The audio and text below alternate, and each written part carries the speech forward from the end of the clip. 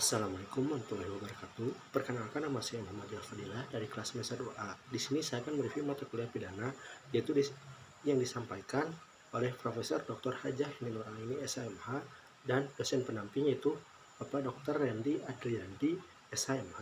Tentang bab 5 yaitu sifat melawan hukum merupakan unsur objektif dari tindak pidana karena merupakan penilaian terhadap perbuatan bukan pada pelaku suatu perbuatan yang dikatakan melawan hukum apabila perbuatan tersebut masuk dalam rumusan delik sebagaimana dirumuskan dalam undang-undang perbuatan yang memenuhi rumusan dalam undang-undang tersebut tidak selalu bersifat melawan hukum, sebab mungkin ada hal yang dapat menghilangkan sifat melawan hukum perbuatan tersebut.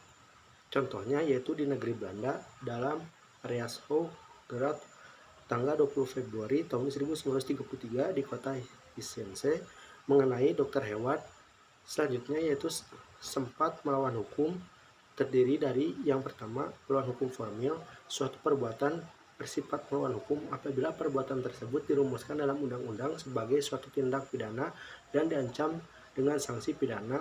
Perbuatan tersebut dapat dihapus sifat melawan hukumnya apabila diatur berdasarkan undang-undang.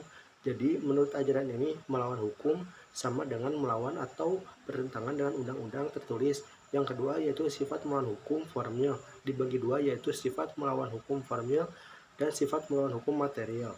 Sifat pidana dalam undang-undang dan diberikan sanksi. Yang keduanya itu sifat melawan hukum dapat dihapus apabila diatur berdasarkan undang-undang. Yang kedua, melawan hukum secara material yaitu bukan hanya berdasarkan undang-undang tertulis saja, tetapi juga berdasarkan asas-asas hukum yang tidak tertulis atau diving law. Sifat lawan hukum dapat dihapus berdasarkan undang-undang dan aturan atau hukum yang tidak tertulis. Yang selanjutnya yaitu kesimpulan sifat melawan hukum dapat dihapus dengan adanya alasan pembenar. Yang kedua menurut sifat melawan hukum.